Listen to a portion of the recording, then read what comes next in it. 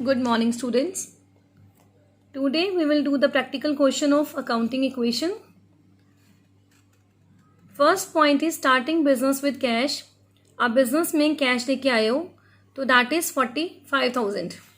आपके पास कैश कितना आ गया 45,000 का, और कैपिटल भी कितने से हो जाएगी 45,000. ये हमने डिस्कस कर लिया है कि हर चीज़ का डबल इफेक्ट होगा. ठीक है, डुअल एस्पेक्ट कंसेप्ट हम यूज़ कर रहे हैं इसके अंदर.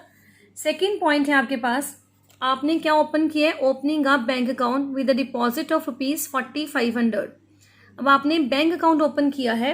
बैंक अकाउंट ओपन करने से आपकी सेकेंड ट्रांजेक्शन जो है स्टार्ट हो गई. ठीक है, open the bank account, open the bank account. अब आपने बैंक अकाउंट ओपन किया है तो यहाँ पे आपके पास क्या इंट्रोड्यूस हो गया, बैंक. ठीक है, बैंक इंट्रोड्यूस हो गया. तो बैंक आपके पास कितने से आया है 4500 से. अब जब आपने बैंक में 4500 रुपीज़ डिपॉजिट कराए हैं तो इससे आपका क्या कम हो जाएगा, automatically it will deduct your cash. ठीक है, तो इससे आपका कैश क्या हो जाएगा, कम.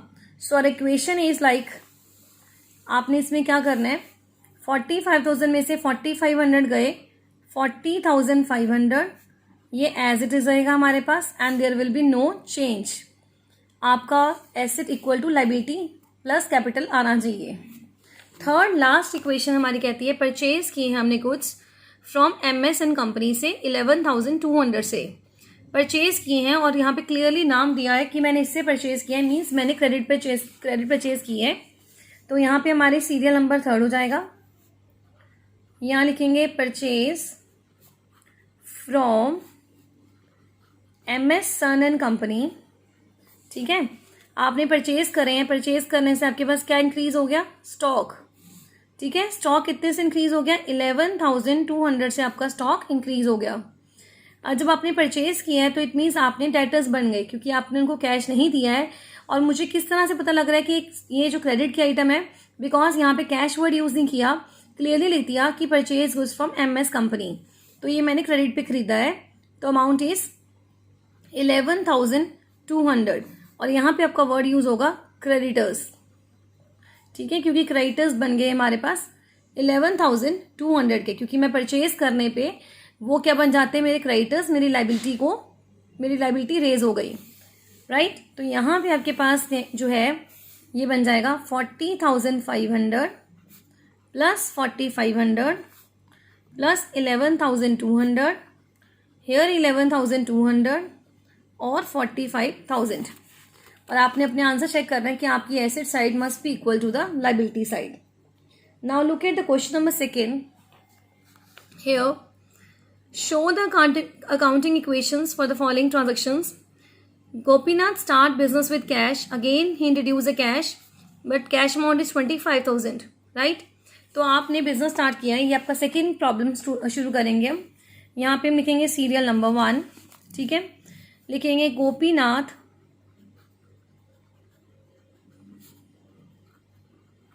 Started business with cash.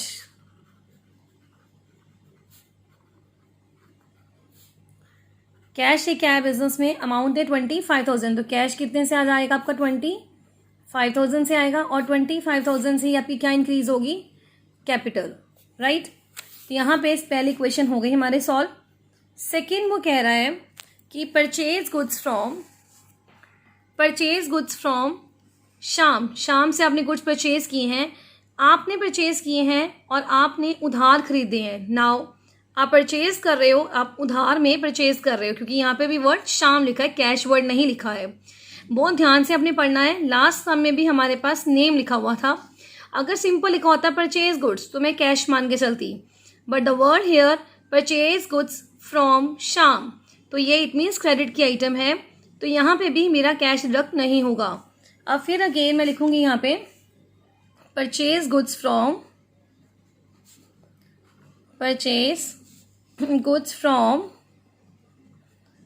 शाम से जब गुड्स खरीदे हैं, कितने के खरीदे हैं आपने, 10,000 के, तो आपका क्या इंक्रीज हो गया, यहाँ पे स्टॉक बढ़ गया आपका.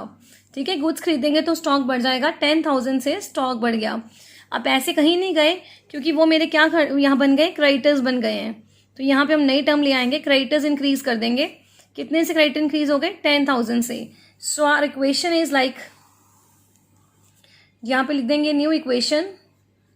तो न्यू इक्वेशन में हमारे पास क्या आ गया, ये एज इट इज देगा 25,000 का 25,000, यहाँ 10,000 स्टॉक आ गया आपके पास, 10,000 के क्रेडिटर्स आ गए और 25,000 के आपके पास कैपिटल आ गई। नेक्स्ट क्वेश्चन है, पॉइंट बहुत अच्छा पॉइंट है, सुनिए। Sold goods to Sohan, goods Sohan को बेची है मैंने, ये भी मैंने उधार ही बेची हैं, डेटर्स बनेंगे क्योंकि सेल के आइटम है, परचेज के आइटम में क्रेडिटर्स बनते हैं, सेल के आइटम में वो डेटर बन जाते हैं। Sold goods to Sohan, Sohan को गुड्स मैंने बेची हैं, ठीक है। एक तो ये मेरा डेटर इंक्रीज होगा और उधर से मेरा स्टॉक कम होगा क्योंकि मैंने गुड्स बेच दी हैं। गुड्स की कॉस्ट कितनी थी 1800, आपने बेचे कितने के 1500 के। सो इसको ध्यान से देखोगे, 1800 वाली चीज़ आपने 1500 की बेची है, ठीक है। पॉइंट नंबर 3 हमारे आ गया, सोल्ड गुड्स टू सोहन, ठीक है। आपने जब गुड्स बेचे तो गुड्स बेचने पे आपका स्टॉक क्या हो जाएगा, कम, क्योंकि आपने 1800 की उसकी कॉस्ट वैल्यू थी। देखो आपके जो गुड्स गए हैं वो 1800 के गए हैं आपके, ठीक है, क्योंकि उसकी कॉस्ट वैल्यू कितनी है 1800 है। तो मीन्स आपके गुड्स जो है 1800 से कम होंगे, बट आपने उसको बेचे कितने के हैं 1500 के। तो आपके डेटर जो है डेटर, वो डेटर कितने से हो जाएंगे आपके 1500 से। ये ध्यान से पॉइंट समझेंगे आप। आपके पास गुड्स आपने सोल्ड किए, देखो गुड्स की वैल्यू 1800 है, बट आपने जो है 1500 के बेचे हैं, तो डेटर से तो आप 1500 ही कलेक्ट करोगे। स्टॉक आपके पास कितने को आ जाएगा रिड्यूस 1800 से। अब 300 का आपको क्या हुआ है लॉस। और मैंने कहा था कल भी कि जब आपके पास लॉस होता है तो आपने हमेशा कुछ भी कम या लेस, मतलब इनकम या गेन या लॉस कुछ भी होगा, you deduct from the capital. तो 300 का लॉस हुआ है वो मैंने कैपिटल में से माइनस करना है। अगर मुझे 300 का गेन भी होता तो मैंने वो भी कैपिटल अकाउंट से ही करना था, ठीक है।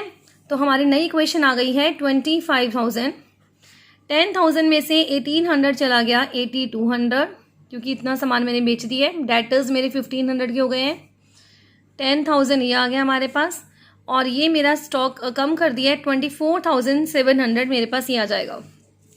ये बन गई हमारे पास new equation. Last 4th point क्या कह रहा है, आपने गोपीनाथ ने विड्रॉ किया फ्रॉम बिजनेस से पैसा निकाल लिया, means that is drawing.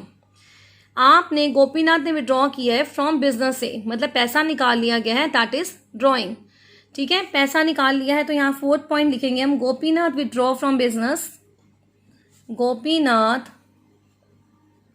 Withdraw from business, business से पैसा निकाल लिए, पैसा निकालने से क्या कम हो जाएगा हमारा कैश, तो 5,000 का कैश हमारा यहाँ से कम हो गया।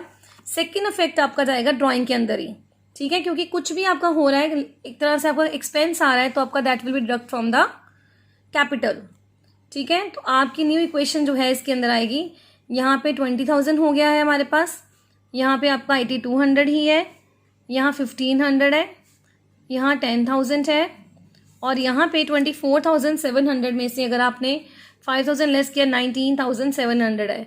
आपने चेक करना है कि आपका ये दोनों चीज़ें जो है क्या होनी चाहिए, मैच।